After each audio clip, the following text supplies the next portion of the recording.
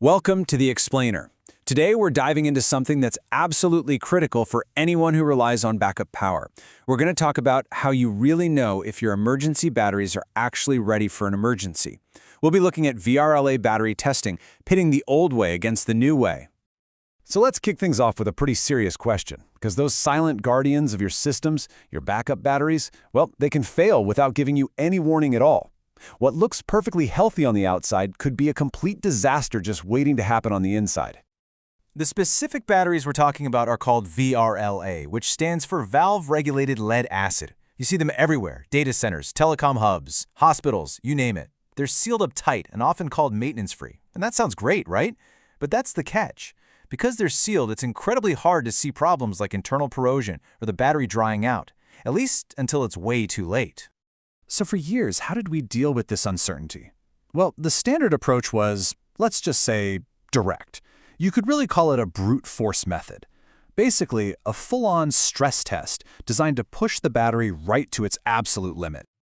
So how does this actually work? Well, the whole process is pretty intense. First, you have to take the battery completely offline, which means your system is vulnerable. Then, you hook it up to this machine called a load bank and just hit it with a massive electrical load.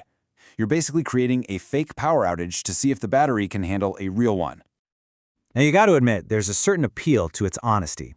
A load test doesn't guess, it doesn't estimate. It gives you a direct, black and white answer to the big question. How much real-world juice does this battery have left? It's really the only test that can truly do that. But, and this is a big but, that definitive answer comes at a really steep price. See, every single time you perform a load test, you're actually damaging the battery a little bit. You're using up one of its precious limited life cycles. For a sealed battery, all that stress generates a ton of internal heat and pressure, which can literally make the case bulge or even crack.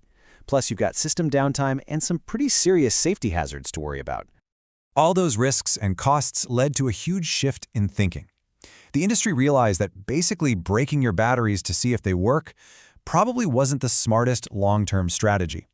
So we moved away from that brute force stress test and towards something way smarter, safer, and more of a diagnostic tool, the precision health check. So here's the brilliant part. Instead of that massive, stressful discharge, these modern methods use a tiny, gentle electronic signal. Think of it like a doctor using a stethoscope. It sends this little signal through the battery and just listens to the response. And that response tells you a whole lot about the internal condition of the battery, all without causing any stress or damage whatsoever. Now, this ohmic testing comes in a couple of different flavors, but they all work on the same fundamental, non-destructive idea. You've got conductance testing, where a higher number is better. It shows how well electricity can flow. Then you have impedance, or resistance testing, where a lower number is better. It shows less opposition to that flow. Both are super fast and super effective at getting a snapshot of the battery's health. And this right here, this is where the real power of this method just shines.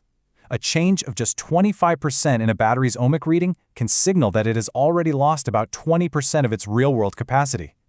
This is an incredible predictive tool. It's like an early warning system that lets you spot a weakening battery and get it replaced long before it has a chance to fail during a critical outage. Okay, let's put these two philosophies head to head. It's the old school brute force stress test versus the modern precision health check. Let's see how they really stack up.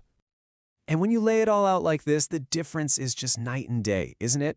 The health check is safe, it requires zero system downtime, it takes literally seconds per battery, and this is the most important part, it's predictive. It lets you see the future by tracking health over time. The old stress test, it's risky, it's slow, and it only tells you if the battery passed or failed on that one specific day. So, what's the big takeaway here? What does this all mean for the best way to maintain these critical systems out in the real world? How do we actually put this into practice? The winning strategy today is really a combined one, but it is absolutely led by frequent routine ohmic testing. You use these quick, safe tests to track the health trends over time. Then, and only then, you might use that high-risk load test as a final confirmation on a battery you already think is on its way out. The real key here isn't a single reading, it's tracking the change, the story the data tells you over time. Ultimately, the most important thing to remember is this.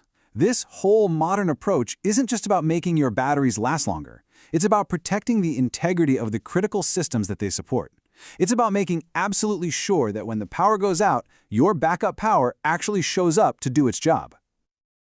So if this has sparked your interest and you want to really go deeper into battery technology and master the kinds of concepts we've talked about today, you can check out the comprehensive guide, Mastering Uninterruptible Power Supplies, Field Service Engineering. It's available on Amazon. Just go on there and search for Mastering UPS.